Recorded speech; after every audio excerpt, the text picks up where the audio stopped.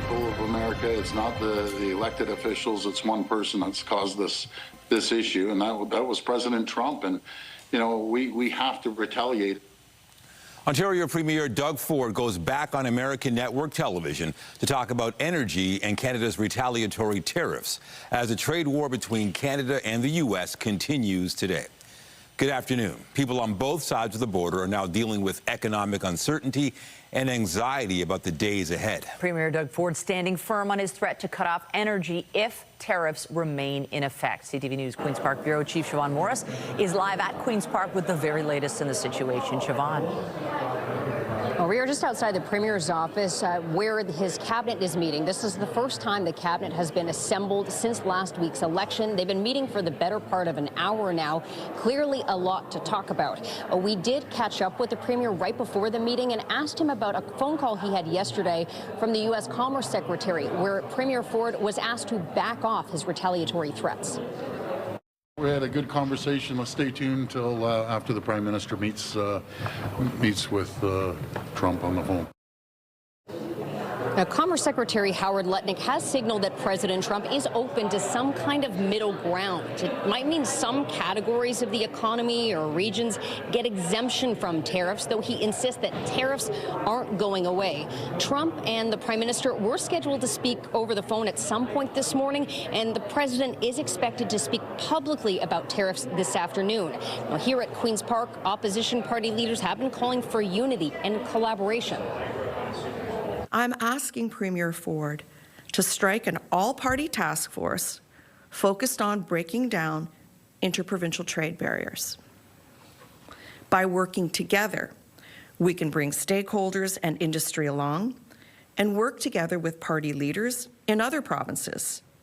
We can't waste a single moment to further delays or dithering. Doug Ford has signaled that he does want to break down some of those trade barriers. It's something he talked about during the election campaign. We may hear a little bit more about that today, or what is next for Ontario. A lot is really fluid as we wait to get updates from Parliament Hill and the White House. Reporting live from Queen's Park, I'm Siobhan Morris. Nathan, back to you. Thank you, Siobhan. The tariffs have jolted communities across the country. Border towns like Windsor, which is also Canada's automotive capital, will feel the effects most acutely. Billions worth of goods cross over the border every day. CTV's Heather Wright is in Windsor with more. Well, traffic continues to move steadily along the Ambassador Bridge. Of course, that is the link that connects Windsor, Ontario to Detroit, Michigan, where so many goods flow back and forth over the course of the day. This is day 2, of course, of the tariffs that were imposed by U.S. President Donald Trump, 25% tariffs. And there is great anxiety here in Windsor, in this community that is so dependent on the auto industry. We were speaking with workers at the Stellantis plant that, of course, make Chrysler vehicles, and also people who work in the spin-off industry, who said layoffs are inevitable should these tariffs continue into several days or perhaps just over a week. And so there is this concern about what comes next, especially for the auto industry. Tens of thousands of jobs here in Windsor are at risk, with Ontario Premier Doug Ford saying the other day that perhaps the auto industry could shut down in a little over a week should these tariffs continue. Now, there are plans in the works to challenge these tariffs in U.S. court. That is happening south of the border. And Canadian industry groups are also looking at whether they can get standing in U.S. court to challenge these tariffs. But again, that is an uphill battle. But the feeling here on the ground is that they don't have weeks in order to prepare for what comes next. There are task force that have been set up by the city that continue to lobby their counterparts south of the border. So for now, it's in many ways business as usual. People continue to go to work, continue to make cars and auto parts that will cross the border here multiple times along the manufacturing process. But what their future looks like as these tariffs drag on for the next days or weeks, that really remains to be seen. And that adds to that cloud of uncertainty here along border communities like Windsor, Ontario. Back to you. All right, that's CTV's Heather Wright. Still ahead, U.S. President Donald Trump made his first speech to Congress since taking office January 20th, just hours after starting a trade war with Canada and Mexico. Details coming up a little later in the newscast. But first, a massive fire has left a path of destruction in the city's Yorkville neighborhood. The blaze, now under control, tore through multiple townhomes. CTV's Raheem Ladani is live at the scene with the latest. Raheem.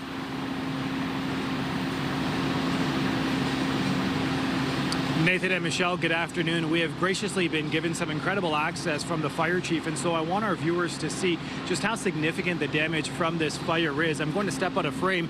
Firefighters are still working to reach certain areas of the interior at this hour. They're working to put out hot spots which are still burning. However, this 3-alarm fire is under control. Take a look at how vast this damage is.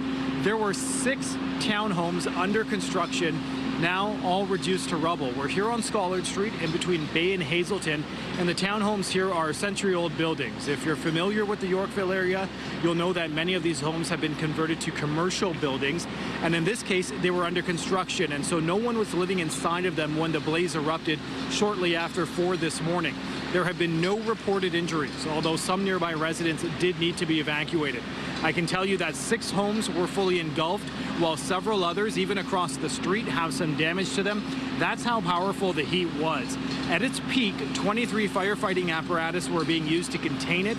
That has now been scaled back to 17. I want you to hear from the acting deputy fire chief, as well as a woman who owns a nearby building just west of the fire. Take a listen. The 6 buildings that were involved are destroyed. There's exposures on either side, 2 or 3 that will probably have to be gutted and renovated. The ones across the street received only damage to the facades, windows and siding and that sort of thing. Those can be repaired, but yeah, there's going to be a significant dollar value loss here. They beckoned us to come out quickly, so we did, but the overhead wires were already sparking, and the firemen and the police were already backing away and anxious to get residents all out. Now, the Office of the Fire Marshal has been called in to investigate. That investigation is going to take until tomorrow at the earliest. There are a number of lane closures. Schollard Street in between Hazelton and Bay is completely closed. A large stretch of Hazelton just down the way here is also closed. Traffic is moving on Bay and Yorkville Avenue, but as you can imagine, it is quite slow. And so if you are making your way down here, certainly give yourself some extra time. Reporting live, I'm Raheem Ladani. I'll send it back to you both in studio. All right, thank you, Raheem. Police are investigating a pair of shootings involving the tow truck industry. A tow truck driver was shot at a gas station last night, while 2 others were wounded in a separate shooting at a tow yard. CTV's Allison Hurst is live with the details. This is troubling, Allison. Staff at this tow yard declined to comment, but they did tell us that last night's incident here involved a customer and a driver, but that nobody inside the office at the time was injured. Now, the window to the door that leads into that office is shattered, with the backside covered in cardboard. There are also bullet holes in the entryway ceiling. It happened at about 10:30 last night near Weston Road in St. Clair at this tow yard. Police say a man in his 50s was shot and remains in life-threatening condition, and another man in his 20s was also shot and sustained non-life-threatening injuries. Then about an hour later, another tow truck driver was shot. Police say he's in his 20s and was shot at a gas station near Lawrence and Warden.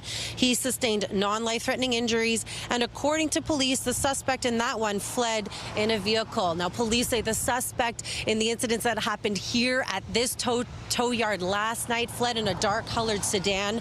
Meantime, police have not confirmed whether there is any link or connection between the 2 shootings last night. That is still under investigation. They are, though, appealing to the public for any dash cam footage or if any witnessed anything in the area of those 2 shootings. Reporting live, I'm Allison Hurst. Back to you in studio. Thank you, Allison. It's been a gray and wet start to the day across the city. Residents had their umbrellas out this morning in the face of significant rainfall in some areas. Environment Canada has issued a special weather statement for the city of Toronto because there's more rain in the forecast, with impacts expected to be felt in other parts of the region as the day goes on. Here's a live shot of the city. A bit of a break in some areas from all that rain, and it's going to continue throughout the day. Then it's going to turn into flurries tomorrow.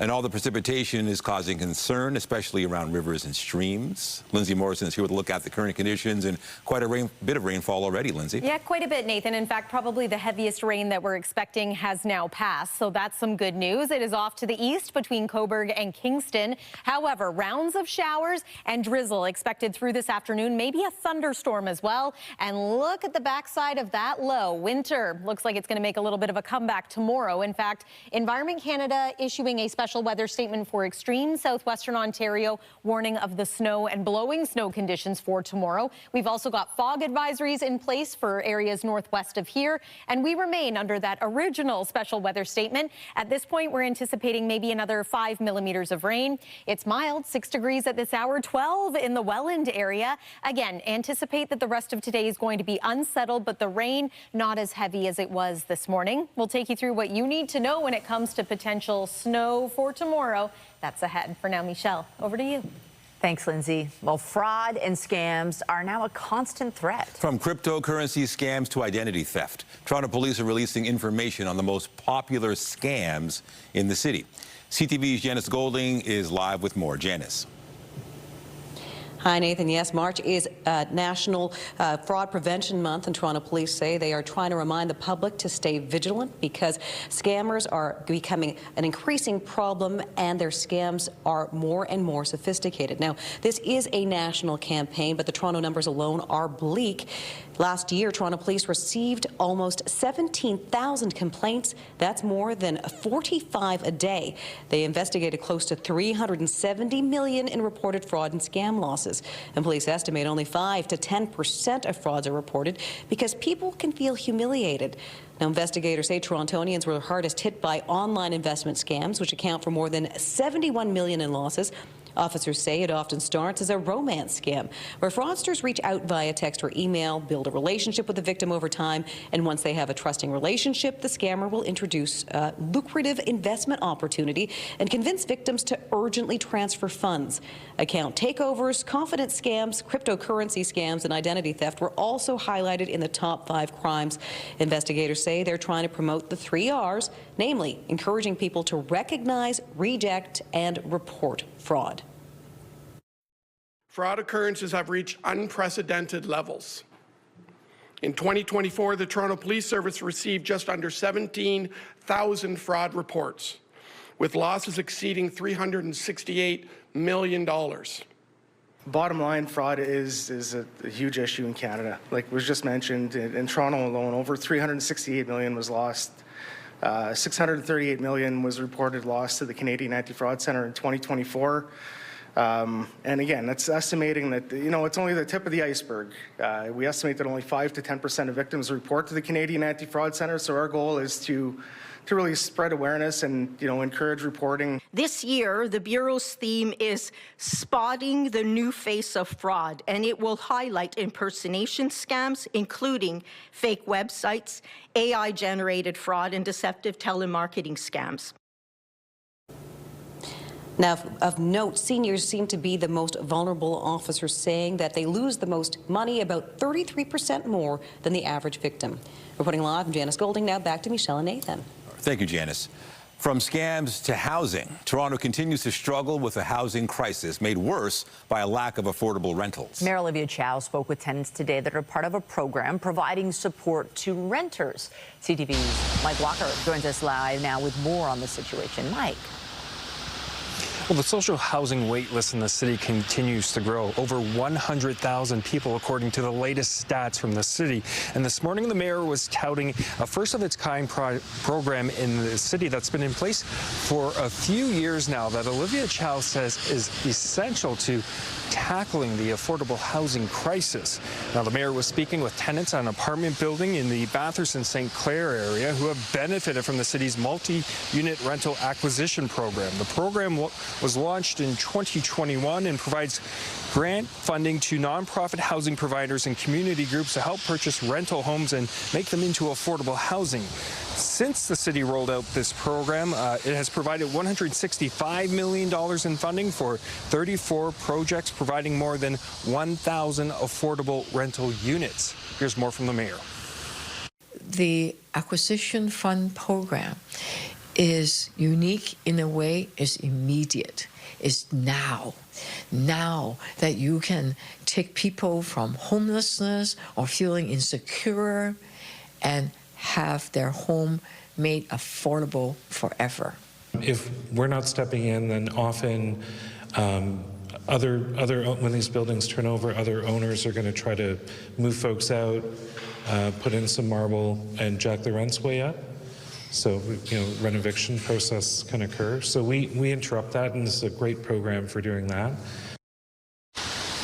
Last year, the city provided $102 million in grants to more than a dozen community housing providers. That, the city says, will result in more than 700 affordable rental units. Speaking with reporters this morning, the mayor noted what's integral to the success of this program and moving it forward is also investments from all levels of government and the private sector as well. Reporting live, I'm Mike Walker. Nathan, back to you. All right, thanks, Mike. Meanwhile, February was another slow month for home sales across the GTA. The Toronto Regional Real Estate Board says just over 4,000 properties exchanged hands in February, marking a 27% drop compared to the year before and a slight drop from January. At the same time, new listings ticked up 5.4% year over year. Experts say current mortgage rates are still high enough to keep prospective buyers on the sidelines, and many may have pressed pause on their home purchase plans. As we get towards the end of the spring, we're going to see a more affordable situation just in terms of borrowing costs. But then number two, there's been a lot more economic uncertainty, obviously, over the last couple of months. I mean, today we're talking about tariffs actually imposed, but we're also talking about the potential for a deal. And so people don't really know what's going on. And if you're thinking about having to make a large ticket purchase and be able to cover those mortgage payments over the long term, you want to have some certainty in terms of your labor situation, your income situation, what have you. The average home sale price also ticked down slightly compared to last year to $1.08 million. A York Region community is divided over a housing project meant to support vulnerable men. A group of councillors and residents are fighting to get the facility built, but the town's mayor is using his strong mayor powers to stop those plans. CTV's Beth McDonnell has the details. The Yonge Street property in question is near downtown Aurora. For years, there's been talk about building a men's emergency and transitional housing facility here to help York Region's growing population experiencing homelessness. Using strong mayor powers, which 50 municipalities got, with the idea of speeding up the development of affordable housing, that just flies in the face of this. This has actually stopped deeply affordable housing. This location was determined to be unsuitable 2 years ago, remained unsuitable a year ago, and continues to be unsuitable. After Town Council voted 4-3 in favor of a motion last week for the region to consider the site, Aurora's mayor used his strong mayor powers to veto it, writing, "Use of the land could compromise its strategic purpose and may interfere with the delivery of infrastructure to support housing." It was shocking in the sense that it's an affront to our democracy. Councillor John Gallo put forward the motion after changing his mind about the project. What's at stake ultimately is there are men that are going to be sleeping on the streets 1 year longer than they should. Despite the mayor using his strong mayor powers, the fight for this project is not over, and there is still hope to reverse the veto. We can have a special meeting of council, and we're planning on doing that because we think the public needs to know all the reasons why a veto was offered. And residents speaking out about the plan are divided too. We've had enough. It's gone through a democratic process and it failed. A veto to stop a discussion. To me, that's extraordinarily wrong. Supporters say the location is central in York Region. The project is shovel-ready, and the 68 beds it will create are desperately needed. Beth McDonnell, CTV News. Returning now to our coverage of the U.S. tariffs on Canadian goods and energy. Sources tell CTV News Prime Minister Trudeau will be speaking with U.S. President Donald Trump today. It'll be their first conversation since the duties went into effect yesterday. Ottawa immediately introduced 25% retaliatory tariffs on $30 billion worth of U.S. products and will expand them to cover another $125 billion worth of American goods in 21 days. Meanwhile, Foreign Affairs Minister Melanie Joly is scheduled to speak with U.S. Secretary of State Marco Rubio today. And tariffs were in the spotlight during U.S. President Donald Trump's address to Congress last night. President Trump saying the duties will make Americans rich. CTV's Scott Hurst joins us now. And Scott, there's a lot to unpack from last night's congressional address. It was lengthy and it made it very apparent the divide in America is deep. We here in Canada, however, were listening so closely for any words about Canada. Tell us what was said. Michelle, we really saw an emboldened Trump, a Trump that obviously knows Republicans control the White House, the Senate, and the House of Representatives. And you mentioned the length of it at just shy of an hour 40. It was the longest address to a joint session of Congress in presidential history. And Trump doubling down on his divisive agenda in terms of tariffs that Canadians are keenly interested in. Trump praised them once again, as we've heard him say this many times before, saying the trade policy will make America rich again, as many experts and industry leaders fear it could send prices soaring for consumers in Canada and the U.S. as well. Here's more from Donald Trump during the speech to the joint session of Congress on how much money he expects tariffs to bring in to the U.S. We will take in trillions and trillions of dollars and create jobs like we have never seen before. I did it with China and I did it with others, and the Biden administration couldn't do anything about it because there was so much money they couldn't do anything about it. We have been ripped off for decades by nearly every country on earth, and we will not let that happen any longer. Now, Trump there not just talking about the tariffs against Canada and Mexico, but also the reciprocal tariffs against many other countries that could come into effect in early April. Now, Trump also admitting while praising tariffs, did say that it could cause some pain, but quickly glossed over that fact just by saying it'll cause a little disturbance, he said, and won't be much, Michelle. Now, there's still so much uncertainty about these tariffs. We heard again from his Commerce Secretary. Talk to us about the conflicting messaging around these tariffs. So, Michelle, last night, if you're watching the joint speech to Congress, you're hearing U.S. President Donald Trump praise tariffs, saying it'll make America rich and bring in, as you heard him say right there, trillions of dollars. But then just this morning, his Commerce Secretary saying it appears they might be ready to strike some sort of deal with Canada. We do know that there is a phone call scheduled between the U.S. President and the Canadian Prime Minister today. What exactly a deal might mean, as Commerce Secretary Howard Lutnick said, a chance to meet in the middle, that is still unclear. As we did hear from the Prime Minister yesterday, he had not spoken directly to the U.S. President in the lead-up to the tariffs being imposed on our country, Michelle. CTV Scott Hurst, live for us in the CTV National Newsroom. Thank you. Thanks, Michelle.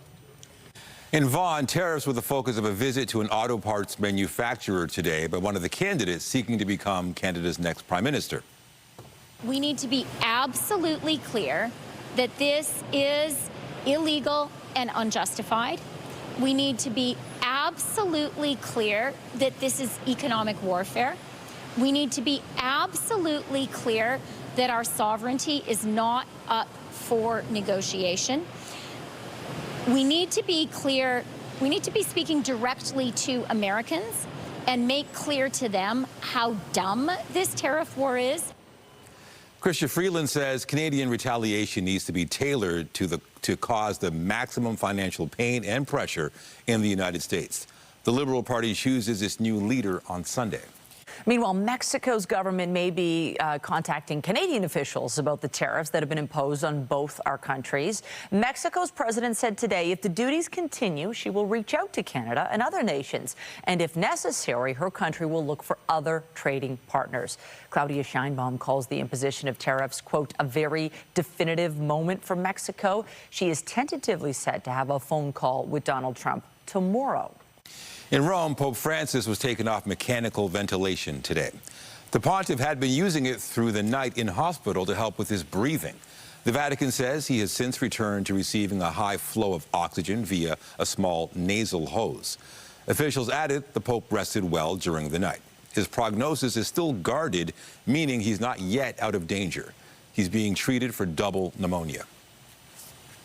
Well, it is rain today. It could be snow tomorrow and maybe a little bit of mixing in between. Let's talk about your evening at a glance, though. Temperature around 6 degrees in the city of Toronto. Expected to be showery or drizzly, foggy too. There's also a risk of a late afternoon thunderstorm. Now, tomorrow, our warmest temperature of the day is going to happen in the morning. And then we're going to go from 1 degree to below freezing in the afternoon. Couple that with some very strong winds and some flurries. We could have some snowfall accumulation too. We're going to talk all about it in your weather forecast after this break here on CTV News at noon.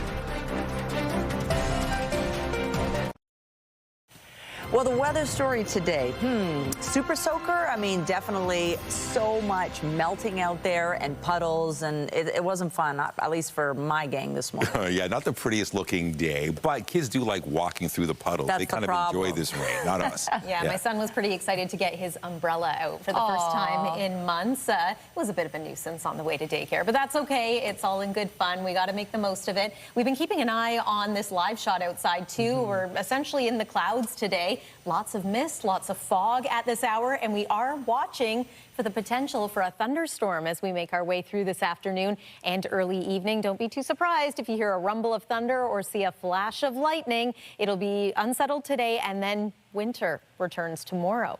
Weather is brought to you by the Pressler Law Firm Injury Lawyers. You don't pay unless they win. Of course, one of the downsides to all this rain, we've been talking about it, the falling rain combined with the melting snow has led to a little bit of ponding on roads and even localized flooding in some areas too. It's not so much, again, the amount of the rainfall, it's the combination of the two. And we're also very closely watching rivers and streams because of the extra runoff, ice jams that could be happening in some areas. So just a reminder, the Toronto and Region Conservation Authority has a flood outlook in place for areas around the Greater Toronto area. Keep family and pets away from the edges of the water for rivers and streams, not only today, but really the next couple of days. They're expected to be running high and fast. Big picture look at this big low pressure system. It's bringing snow to parts of northern Ontario. It's bringing potentially severe thunderstorms stateside today with the potential even for tornadic activity. For us, we have been getting rain. Now we're getting some showers, and it looks like this pattern is going to continue on and off through the day. Fog advisory for areas to the northwest of Toronto. We are still under that original special weather statement, but a new one has been issued for extreme southwestern Ontario, warning of tomorrow, technically around midnight tonight. The temperature is going to fall. There could be some flash freezing, and then tomorrow we are talking blowing and drifting as well as falling snow. Rainfall, maybe another 5 millimeters today for us locally. If we get a thunderstorm, which the forecast radar does show potential, we could see higher rainfall amounts than that. But look what happens overnight and into tomorrow morning. Temperature is going to cool down. As mentioned, those winds pick up and precip changes from rain to some snow, and we could be dealing with flurries right into the day on Friday and Saturday as well. It's not a lot for us here locally. It's just enough, though, maybe 1 to 2 centimeters of wet snow accumulating, and those winds are going to blow it around and make for some complicated driving conditions at times. Gusts at around 60 kilometers per hour expected for tomorrow and eventually out of the northwest. It is mild around southern Ontario and across parts of the United States. Tonight, we remain at about 2 degrees, so that's warmer than normal. But then tomorrow, our daytime high is reached in the morning. Could be mild enough for maybe a little bit of mixing early in the day, but by the afternoon, we're going to be at around -2 degrees here locally in Toronto.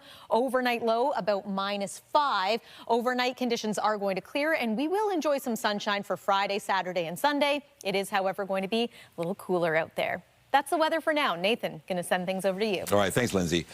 The Toronto Zoo is set to open a new exhibit called Walk on the Wild Side. Visitors will get the chance to get up close with lifelike replicas of some of the most amazing animals on Earth. CTV's Jess Smith is at the zoo for a sneak peek. Hey, Jess. Hey, Nathan, lions, tigers, and bears are all around us here at the Toronto Zoo. And although we are still kind of dealing with some messy weather, that's not stopping us from checking out this brand new exhibit. Now, Dolph, with the zoo, talk to me about where we're standing right now. And there are some wild animals of sorts behind us. Yeah, we're in the Africa savanna. At this time of year, usually it's pretty quiet. It's cold out. A lot of the savanna animals are indoors. So we brought in some animatronic animals to help liven up this March break for all our guests. Now, they are roaring at us. They are moving. Why was it important to have them kind of interactive for people when they do come through as it opens up? You know, we often like to add some new components just to make sure people can make the most of their day. So we found some African species to be out here on the savannah, and we think kids are going to love it. They're going to be able to get up close, get some pictures, and really have something new for their trip to their zoo.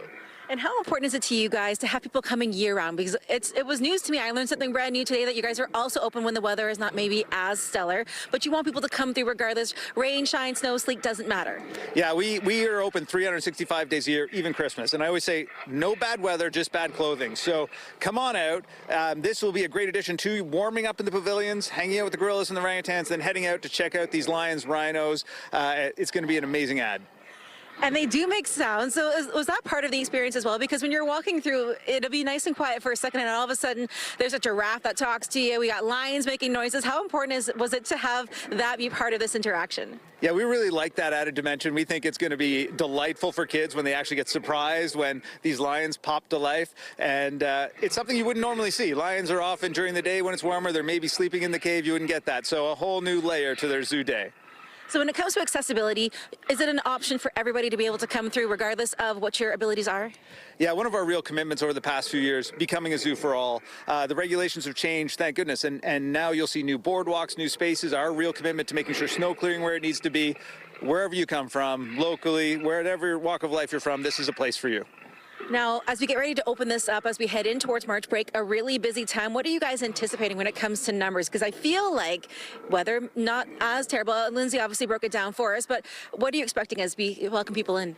Well, what I'm certainly hoping for is that you're going to be out here with your community, that we see 8,000 to 10,000 people a day. And it's been a long, cold winter. I think people are going to be excited to get outside, to get some steps in, to recharge, hopefully see some leaves blooming in the next budding in the next few weeks. It's going to be amazing. You know what? We've walked through, there have been gorillas, there have been snakes, we saw some warthogs. Is giving a little bit of a Lion King kind of vibe in there. Do you have a favorite animal? Well, I'm not supposed to, but I have two. Juno, the polar bear, and Loki, the black-throated laughing thrush, are high on my list. Listen, I'm really a fan of the lions behind us. Thank you so much, Dolph. Again, opens up for the public on Friday. We're getting a little bit of a preview here. We're walking on the wild side, Michelle. Don't worry, it's safe, I promise. But I'm going to send things back in studio to you. I'm going to go say hi to the lions. Honestly, initially I thought, watch your back. Oh, they're not real. See ya. Folks, we have some breaking news about those U.S. tariffs on Canada. Bloomberg is reporting the Trump administration is considering a one-month delay for tariffs against automakers. It's getting that information from people familiar with the matter. We know that Trudeau and Trump have a call today, but this is definitely interesting to think that there could be a one-month delay for tariffs against automakers. We'll continue to follow this developing story. Coming up, bringing smiles to children receiving care in hospital. We take a look at clown therapy being used at Holland Bloorview Kids Rehab after the break.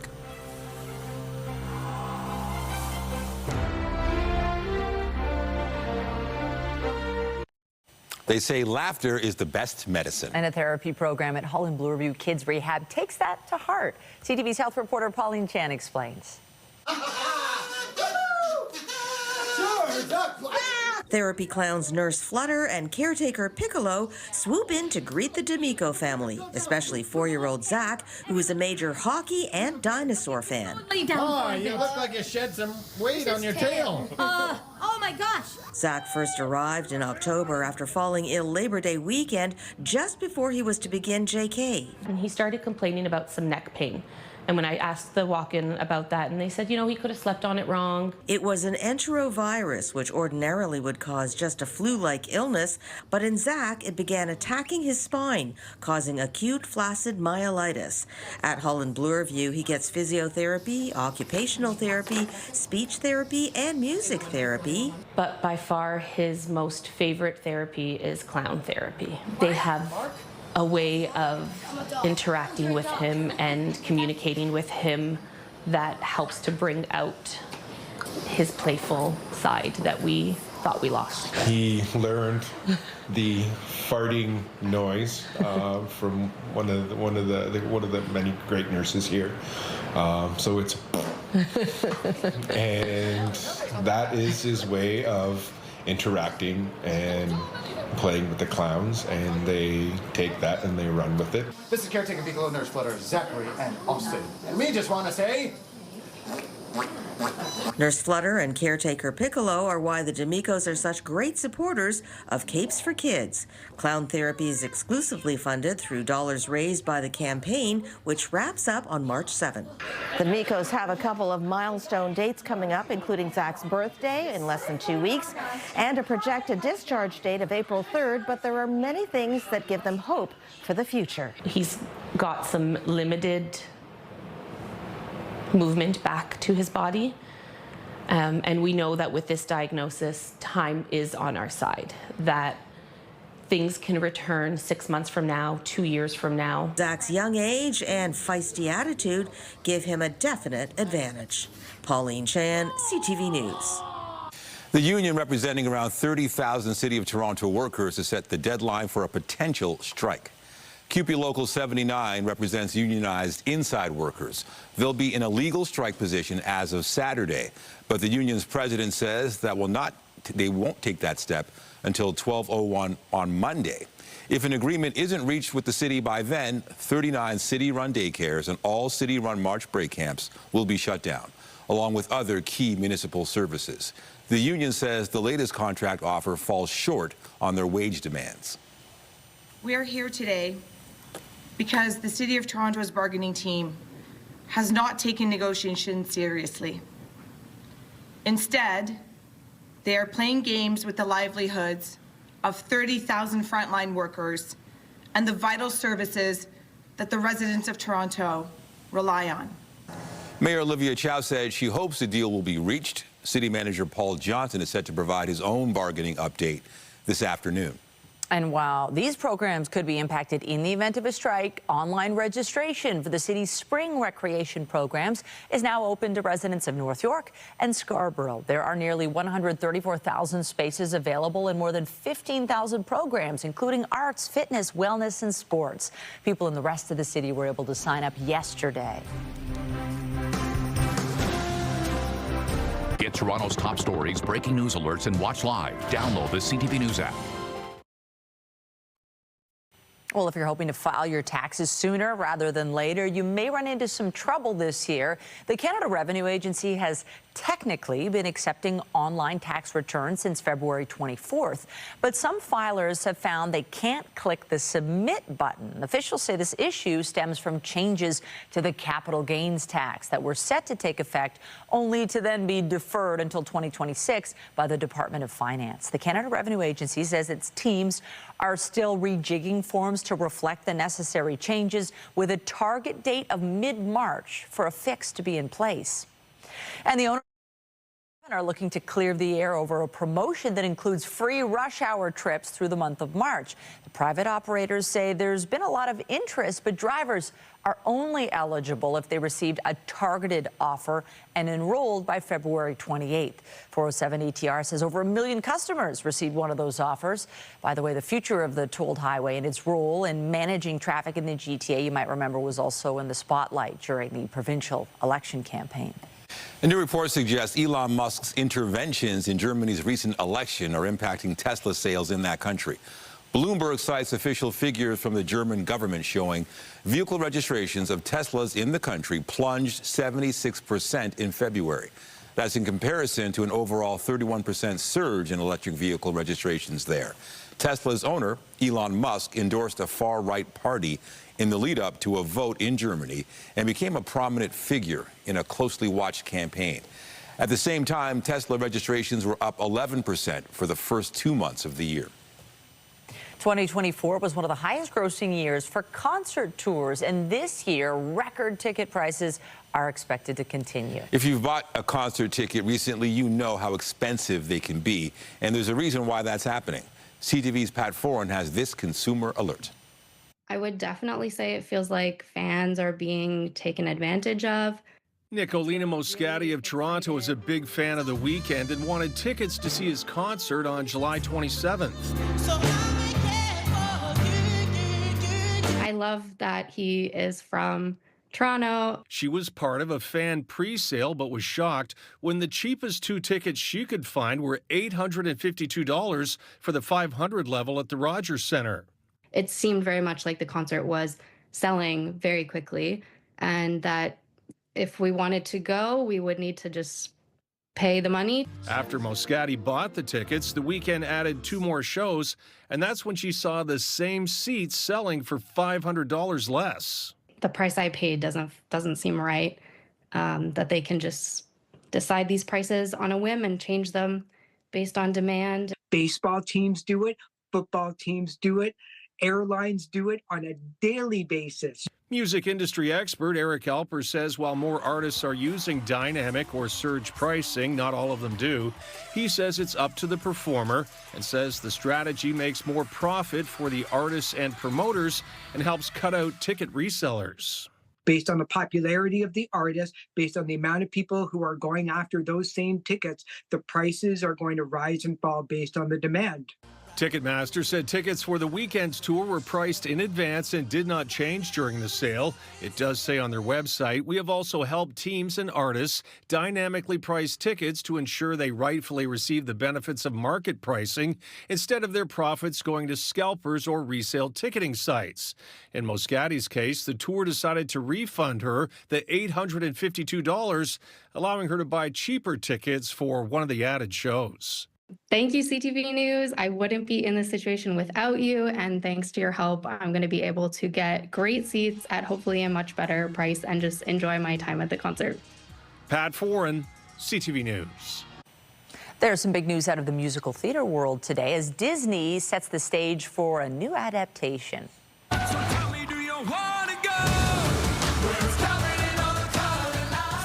The Greatest Showman was a 2017 movie starring Hugh Jackman, Zac Efron, Zendaya, and several other stars. And it tells the story of circus master P.T. Barnum. Disney announced today it's working on a stage version of this screen hit. It'll be presented in Bristol in the UK next spring before potential transfers to London and New York.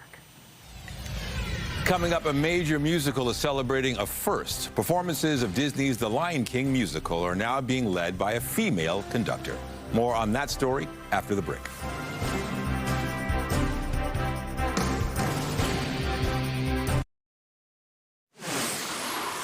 We have more information now about that breaking news on the tariffs we told you about earlier. As we said, the Trump administration is weighing a 1-month delay for duties against automakers. That's according to Bloomberg, citing people familiar with the matter. Reuters is reporting administration officials met with the heads of Ford, General Motors, and Stellantis to discuss the matter yesterday. Sources say automakers have offered to boost U.S. auto investments, but want certainty about tariff and environmental policies. Meanwhile, CTV News has confirmed the phone call between Prime Minister Trudeau and Trump did take place today. A government source says Ottawa's discussions with the Americans continue. Well, after more than 25 years on stage, Disney's The Lion King musical is having a first. Courtesy of a conductor. CTV's Andrea Case explains. When I asked pianist Joy Brown to play something simple like Happy Birthday, this is what I got. I started piano when I was 4, and I was classically trained. I have my associate with the Royal Conservatory in piano performance, and then I went to Humber for jazz. Now her musical path has led her into the orchestra pit at the Princess of Wales Theatre, first as a pianist, but on February 22nd, Brown made her debut as a conductor for The Lion King, the first black female to lead the orchestra in the show's history. Brown is not only a talented musician, she is also a nurse practitioner. Can I give a shout out to Black Creek Community Health Center? Yes, you can give a shout out. Hi, guys. There was a time when Brown never thought she could be a professional pianist. I wanted to be a classical pianist and tour, and I remember being told, well, you're not Chinese and you're not Eastern European, so no, you'll never make it. But she would not be denied. She's also a producer and arranger. She studied conducting, and today the assistant conductor for The Lion King. As for her debut with the baton, she was given a couple of weeks' notice, and her family took in the show. By the time the intermission came, there was a party backstage. Intermission was a whole bunch of noise and Joy song happening and cake. So it was cake? cake at intermission. It was madness. It was absolute madness. It was madness. Is there usually cake at intermission? No, this was like a big deal. This was a big deal. And when they announced, and Joy's going to be doing her debut, Sean gets on, he goes, and this is like a huge thing because she'll be like the first Black female. And there was like screams all throughout. We got to the very last finale now, and I was just like, all of a sudden, I just took the... And then I was getting ready to cry. I'm like, hold it together, girl, because you still have to finish. We still have to do the bows. In the entertainment world, when somebody gets a big break and it all works out, they say a star is born. Well, you can say that about Joy Brown. So much so, she's been back in the pit since her first time, and she'll be conducting again twice more this week. Andrea Case, CTV News. All right, back to the forecast, and it's all about the rain today. It is, yeah. It's showery out there right now. It's a bit foggy. Also, we've got mist. We've got the risk of a thunderstorm a little later on this afternoon. I want to show you the satellite and radar image one more time because we've got another little round of moisture now making its way into the GTA. So keep those umbrellas handy, especially through the early part of this afternoon. Special weather statements are being issued for southwestern Ontario ahead of tonight's cool down and tomorrow's return to winter. Here in Toronto, we could be waking up to a little bit of a wintry mix or some flurries. Either way, you can expect tomorrow to be blustery, feeling a lot more like winter again. Afternoon temperature is going to be around -2 degrees.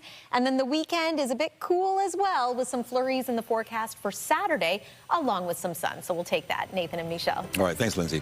And that's CTV News at noon. Remember, you can get Toronto's breaking news all day long on CP24 and at ctvnewstoronto.ca. For Lindsay Morrison and all of us here, have a pleasant afternoon. I'm Michelle Dubé. And I'm Nathan Downer. Be sure to join us later for CTV News at 5 and 6. Have a great afternoon.